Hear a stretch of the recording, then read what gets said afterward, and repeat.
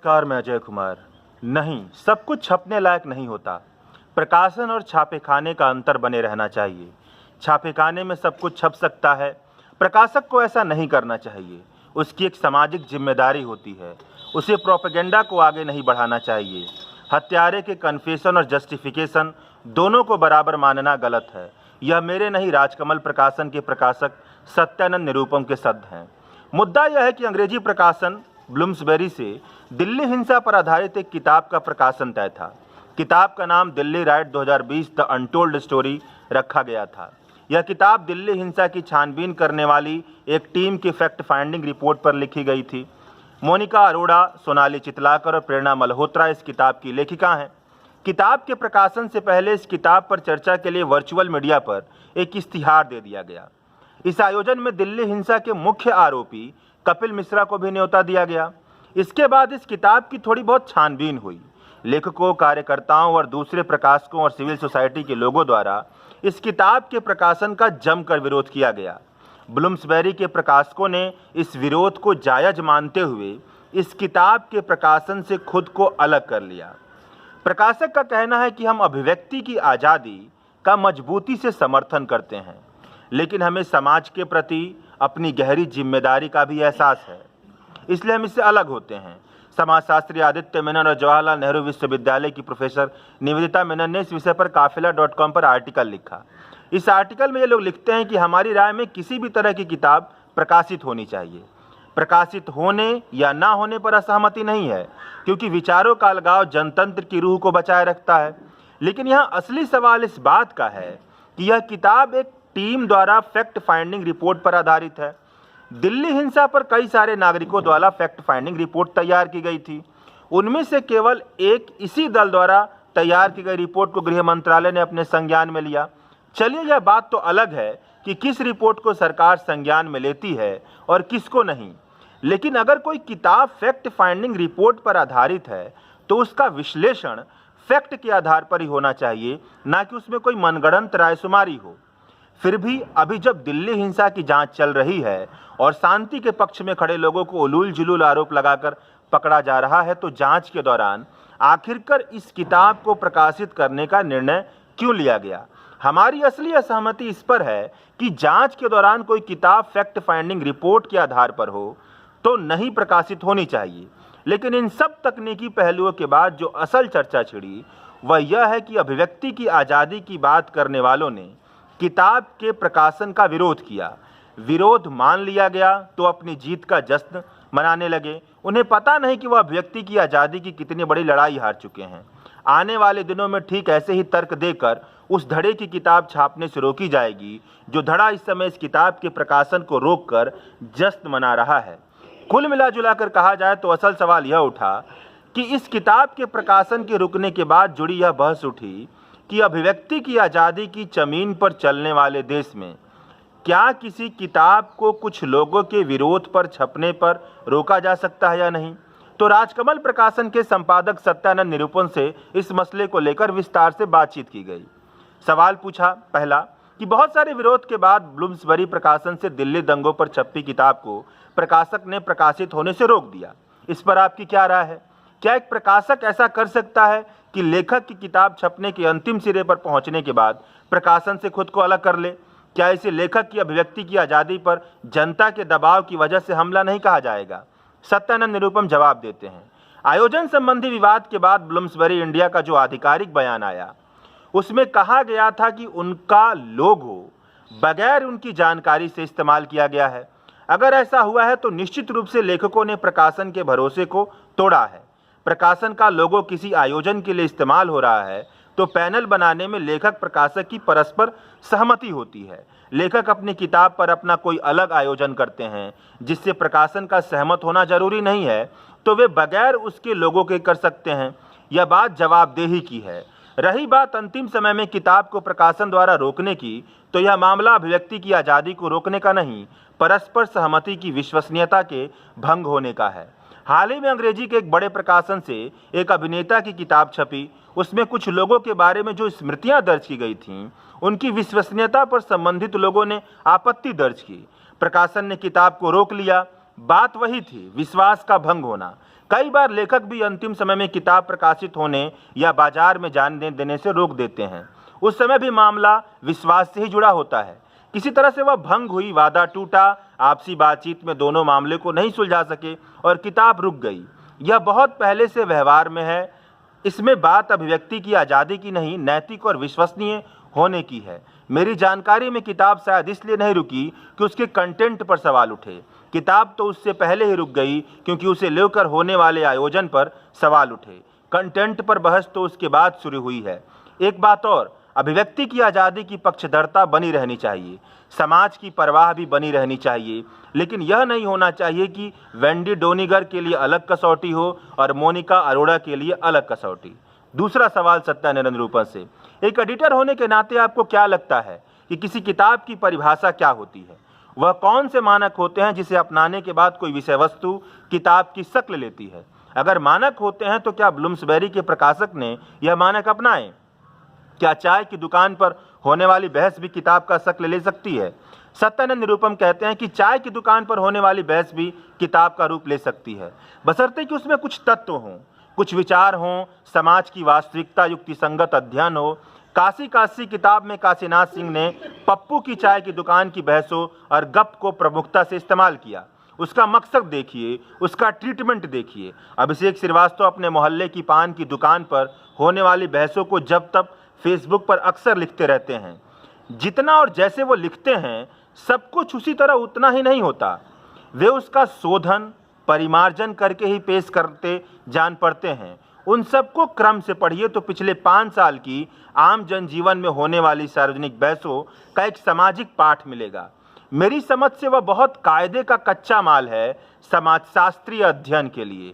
पान की बात आई तो एक बात आपको कह दूं कि दीवार की पुताई भी चूना में इस्तेमाल किया जाता है और पान में भी चूना का इस्तेमाल होता है, लेकिन पान वाले चूने का पनवाड़ी शोधन करता है, उसे खाने योग्य बनाता है, उसके बावजूद उसकी मात्रा का ध्यान रखता है, वरना तो मुंह कटना और छाले पड़ना पक्की बात है।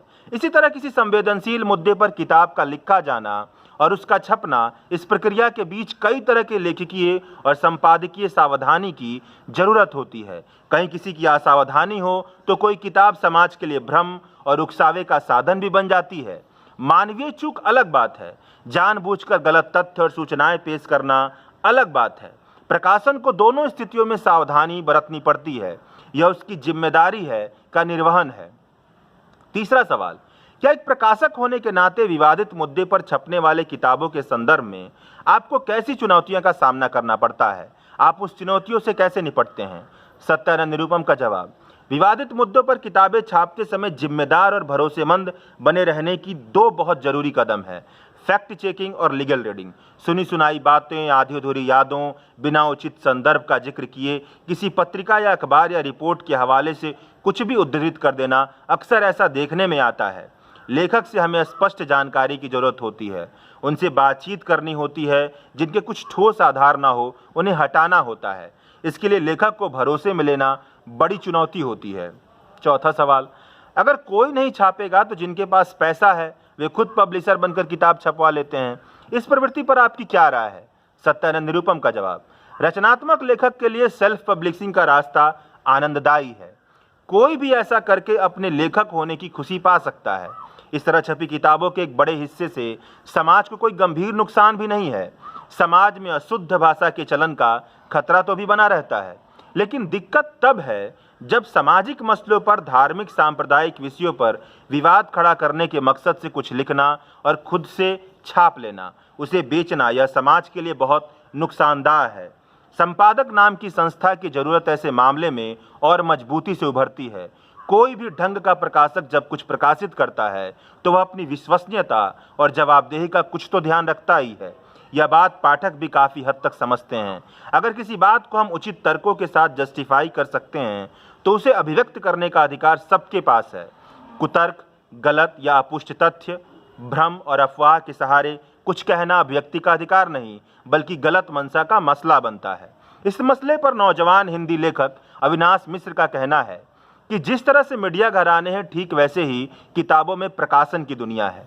जिसके पास पैसा है और सत्ता तक पहुंच है, उसकी बातें किताबों का शक्ल ले देती हैं। अगर कोई नामी प्रकाशक किताब नहीं छापेगा तो कोई दूसरा किताब छाप देगा। अगर कोई नहीं छापेगा तो कोई खुद प्रकाशक बन जाएगा। जैसे इस मामले में देखिए, अब कोई गरुड़ प्रकाशन से इस किताब को छापने जा रहा है और इस विवाद की वजह से इस किताब की जमकर पब्लिसिटी भी हो चुकी है और खबर आ रही है कि बिना छपे तकरीबन 15,000 की कॉपी प्री ऑर्डर आ चुके हैं। इसलिए अगर इस माहौल में देखा जाए तो असल बात किताब छपवाना नहीं है, असल बात किताब में लिखे बातों की स्वीकृति है। वो आगे कहते हैं कि अब स्वीकृति उसकी होती है जिसकी समाज में मांग होती है, लेकिन ऐसी स्वीकृति तात्कालिक भी होती है। अगर किताब में लिखी बातें न्याय के पक्ष में झुकी नहीं हैं, मानवीयता को बढ़ावा नहीं देती हैं, तो समाज की सामूहिक भागीदारी उस किताब को एक लंबे समय में जाकर खारिज कर देती है। हम अगर अभिव्यक्ति की आज़ादी का समर्थन कर रहे हैं तो किसी विषय पर पक्ष या विपक्ष में खड़े होकर उसका समर्थन या विरोध कर सकते हैं, उसे अभिव्यक्त होने से नहीं रोक सकते हैं। हाल फिलहाल की बाजारवादी दुनिया में जिनके पास पैसा और सत्ता का हाथ है, उनकी अभिव्यक्ति को रोकना तो तकरीबन नामुमकिन है। इसलिए अभिव्यक्ति को बंद कर देने से ज़्यादा जायज़ यह है कि अगर कोई अभिव्यक्ति गलत है तो उसका पुरजोर तरीके से विरोध किया जाए। इस मुद्दे पर वरिष्ठ पत्रकार और लेखक प्रियदर्शन का कहना है कि यह किताब तो मैंने नहीं पढ़ी, इसलिए इस किताब के संदर्भ में टिप्पणी करना अनुचित होगा, लेकिन फिर भी इस किताब से जुड़े वर्चुअल आयोजन के लोगों की लिस्ट देखकर कहा जा सकता है कि इस किताब का विरोध जायज है। अगर सामान्य तौर पर बात की जाए तो किताब छपने के कुछ पैमाने तो होते ही हैं और बहुत ज़रूरी है कि किताब का संपादक इन पैमानों पर ध्यान दे। वे कहते हैं कि फिक्शन कैटेगरी की किताबों को कुछ छूट मिलती है, नॉन फिक्शन कैटेगरी की किताबों को यह छूट नहीं मिल सकती। अगर नॉन फिक्शन विषयों से जुड़ी किताबें हैं और तो जरूरी हैं तो वह किताबें तथ्यात्मक हो, तथ्यों को जानबूझकर तोड़ा मरोड़ा नहीं गया हो, तथ्यों के सहारे जो विश्लेषण किया जा रहा है वह ऐसा ना हो कि सहज और स्वाभाविक ना लगे, देश काल से बाहर ना लगे। जैसे दिल्ली हिंसा की जांच में उन्हीं लोगों को दिल्ली हिंसा का कसूरवार ठहराया जा रहा है जो शांति के पक्ष में खड़े थे। अगर तथ्यों का विश्लेषण इस तरीके से किया जाएगा तो किसी भी संपादक के संपादन पर सवाल उठेगा और यह किताब का स्वरूप ले ले तो विरोध करना तो जायज है। प्रियदर्शन आगे कहते हैं कि जो लोग यह कह रहे हैं कि अभिव्यक्ति की आज़ादी है इसलिए कुछ भी छापा जा सकता है, वह गलत है।